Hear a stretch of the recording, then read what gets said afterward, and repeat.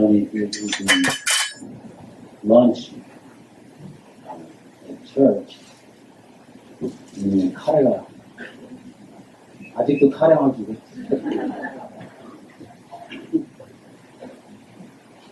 And I am over this really bad cold, but somehow there's this lingering coughing, if I cough or suddenly stop speaking on something, please understand. I don't know if the news reached all the way to Korea, but back in 1994, Paddan Aram and Lance Kerrigan became household names in the U.S. They were both figure skaters competing for U.S. championships and the Winter Olympics, which were held in the same year. And prior to the U.S. championship game, Lance Kerrigan was attacked. She was leaving the skating rink after the practice, and someone was waiting behind the curtain, and she exited to go to her locker room. Someone came out and struck her right knee with a baton, and she fell. And she was crying and everything. The video camera that was following her followed her up to that curtain. And they went this way, and she went through the curtain, and it was right after the curtain that she was attacking. So the video man followed her in afterwards, and we saw the whole footage where she was like, on the ground, and she was crying and saying, why? And she was helpful.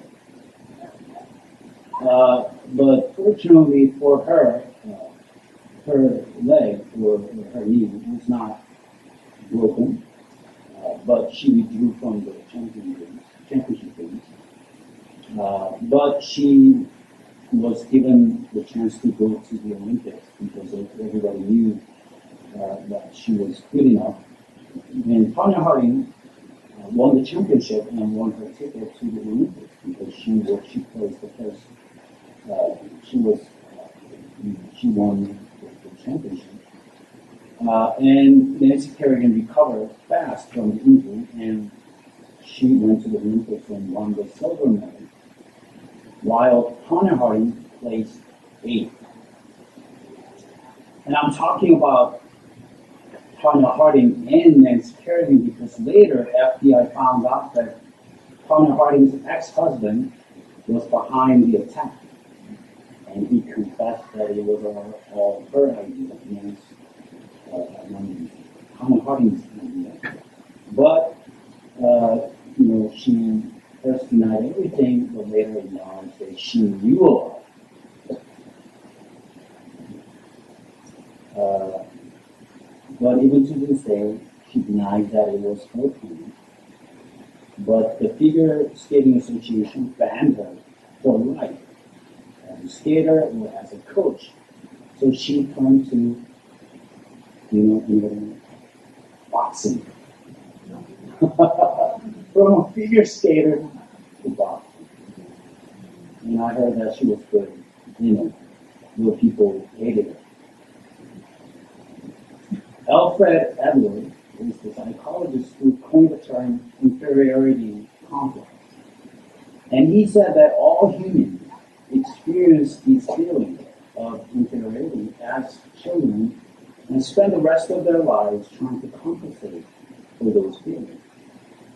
And for Jacob, these feelings of inferiority were extreme. These feelings dominated his life.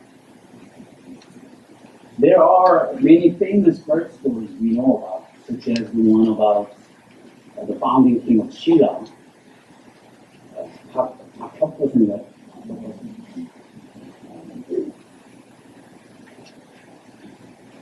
The name sounds strange, but I was told that they didn't sound each letter the way we do. Sometimes they use the meaning, not the sound of it, like how the Japanese use the Chinese character.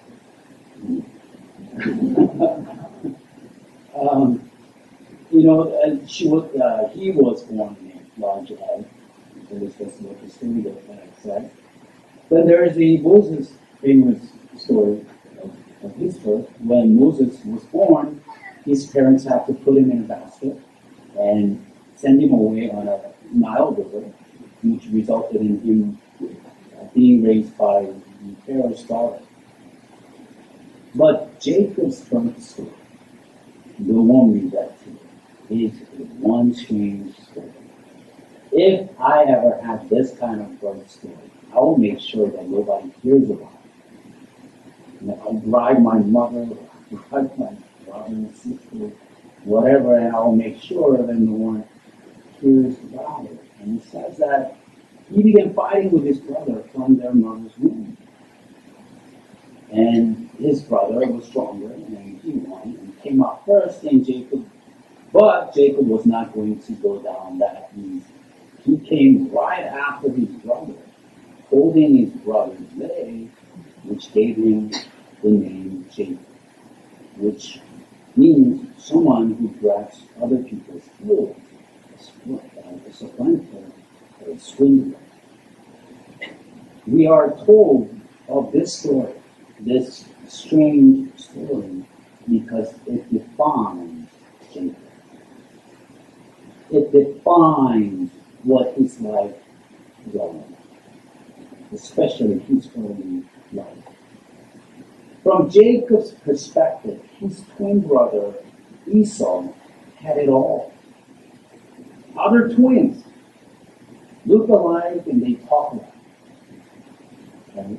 I mean, we know about identical twins and fraternity twins, so we can we know that, but in their experience in a rural Canaanite town, they don't see many twins.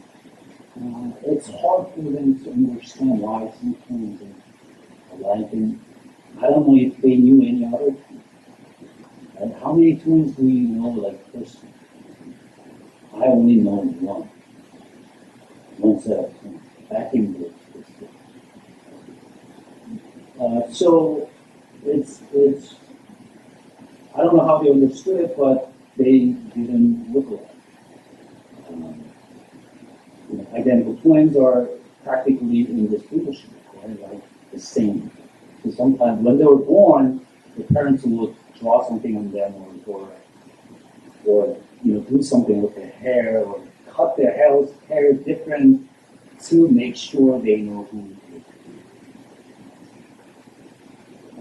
But for some reason, the reason being that they were not identical twins, Jacob and Esau didn't even look like brothers, let alone being twin brothers.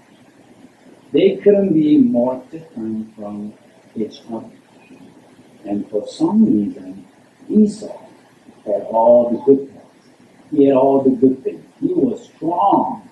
He was muscular and hairy.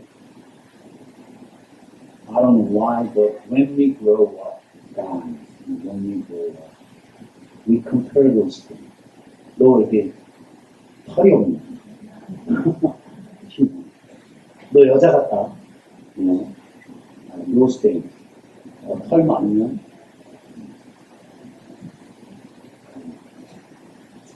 But Esau had them all, and he excelled in hunting. He was a man's man. He was a cool man. Even their father liked him much better than his brother. On the other hand, Jacob was pale, thin, and weak. He liked staying indoors and helping mom out in the tent, cooking and cleaning. He was sensitive and cared about little things. He was good. And he was mama's boy. And even though they were born the same day, Esau was the firstborn. Esau will carry the family name and the blessing. Esau will get the most of the inheritance from his father. It was unfair. Why would God do that? From Jacob's perspective, right? Why would God do that? Why would God give every good things to Esau and only leave the little things, the leftovers, for Jacob? He was always dissatisfied with his life. So we see him trying to get something. We see him trying to buy this enormous privilege of being firstborn with a cheap bowl of food. We see him trying to scam his brother and scam his father. And still, his brother's blessing. He thought he had to take the blessing by any means possible because God wasn't giving it to him. God was giving everything to himself. But he couldn't take it by force, so he tried to take it by truth. And the sad thing is that this whole thing made his life more miserable. He had to run away from home to flee his hunter brother who wanted to kill him. He had to stay with his uncle, conniving uncle, working like a slave, and his uncle cheated him out of many things, which was rightfully his. For example, his wife. Can you imagine being married to a wrong girl? And it wasn't even your choice, and you had to be responsible for that girl and the children for the rest of their lives? I know many guys, who are old. Some are in their late 30s or even in 40s. And they're still looking for someone, and they're still looking for some kind of fire. Some kind of, when they look at a girl, when they try to find somebody to marry, they're looking for the spark to go on. Oh, she's the one. And I say, you're too old for that. You're too old for that. And those sparks are called sparks for a reason they don't last time. But they say, oh, how can I marry someone that I really don't need? I need to have that love. And there, Jacob married a girl that he had no feelings for. Because he was tricked.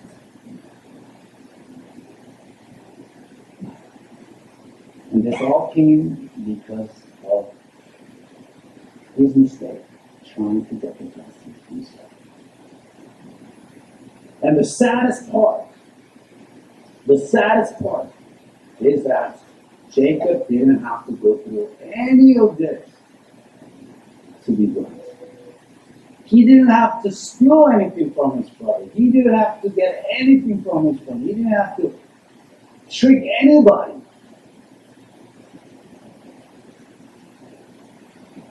But he went ahead and did all these things because all his life he only looked at what was visible to him at that time.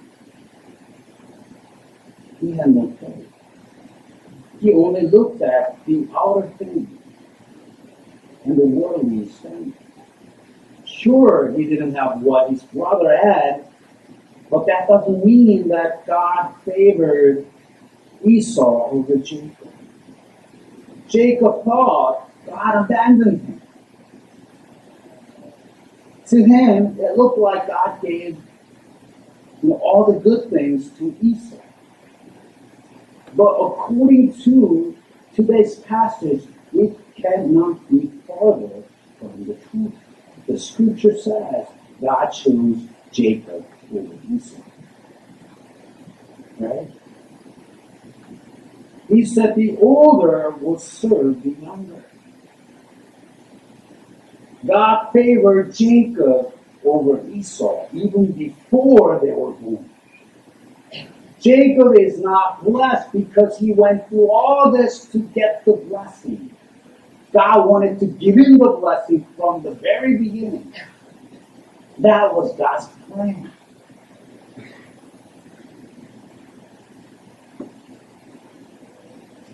And Jacob probably heard about that. But he could not believe what he heard from his mother.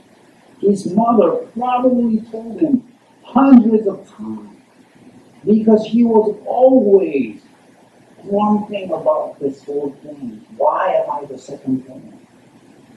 Why does he have to get all the good things? Why don't I have the things that he has? Why does God favor him over me? But his mother knew. No, that's not right. You know, when you were young, you guys were fighting my wrong. And God told me that he chose the younger one. God told me that the older will serve the younger one. You are the favored one.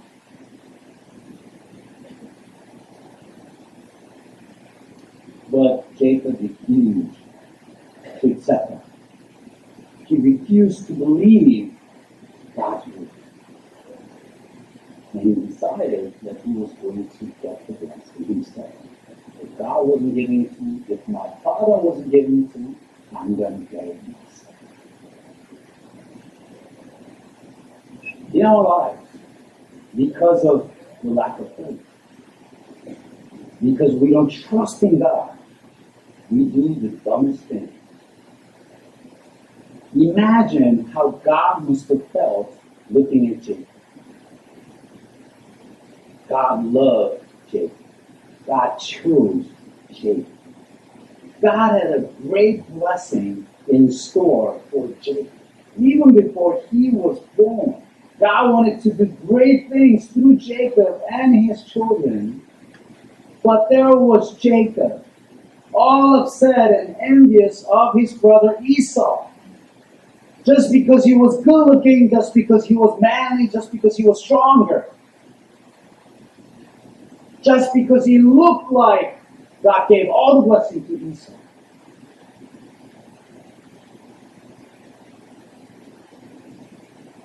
And Jacob is acting all weird, trying to win the blessing he already had.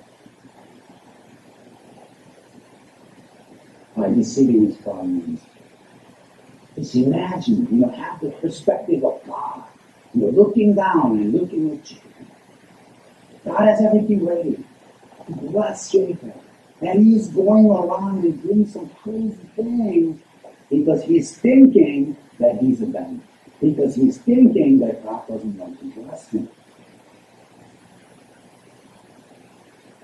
The scripture says, no eye has seen, no ear has heard, no mind has conceived that what God has prepared for those who love him. Of course you cannot see it. Of course you cannot see God's plan. That's how it works. He is God and we are. Right? He is God and we are not. We don't know what he's going to do. We don't know what kind of plan that he has for my life or for you. That's how it is. So don't be discouraged by what you see, because that is not God's plan. God's plan is something that you cannot see. Something that is not a common sense. You just look at something happening and say, okay, I see I'm getting better. So, okay, in 10 years I'll be much better. No, it doesn't work that way. God's plan is something that we cannot see. Something that we cannot understand. But God said, for I know the plans I have for you, plans to prosper you, and not to harm you, plans to give you hope and a future. may not look like it. It may seem that God has abandoned you. It may seem that God has given it all to that guy or to that girl or that family. But have faith in God. Because God loves you.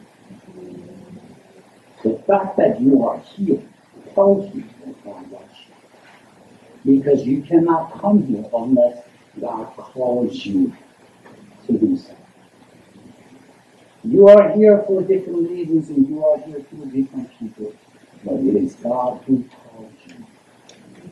God loves you so much that he sacrificed his son to save you and bring you back to his family.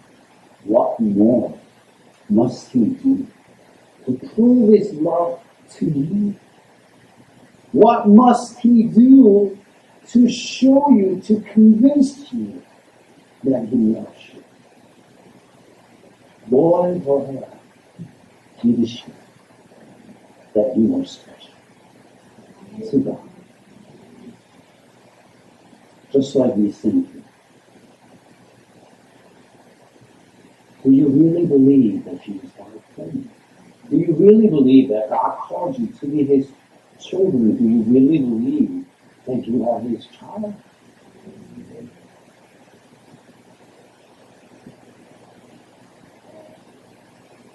Then trust him. Even I love myself more than anybody loves in my life. I love myself. I'm just a human being. I'm a wicked human being. I'm a simple man. But I love myself. And you say, oh, I am God's child. I am thank you, Lord, for making me your son and your child and your daughter. Then don't think that God loves you. It doesn't. Something's. If you are his child, if Jesus' death on the cross has something to do with saving you, then it is a proof that God loves you and so much. Trust him. Have faith in him. He will take care of you. The scripture also says, we know that in all things God works for the good of those who love him, who have been called according to his will. Because of Jesus, you became his boy or his girl. So keep cool. Have a little patience. God will do. What is the most important thing in our life? What is the one thing we must cultivate in life? What do you focus on the most in your life? Where do you invest most of your time, your energy, and your resources? Your work, your business, your children? What's most important to you? It must be. It should be your faith. God said, my people are destroyed for lack of knowledge. And what knowledge is he talking about? He's talking about the knowledge of God. These people who consider themselves as to be his children, don't know God. They have a gross misunderstanding of who he is. This gross is not something nasty. It's just huge, a great misunderstanding of who he is. Of faith. How God is a good God. He's a good Father. He has good plans for your life. Read about him, pray to him, experience him, get to know your God. Get to know how much God loves you. Get to know the good things that God has told you. And have faith in God and live according to that.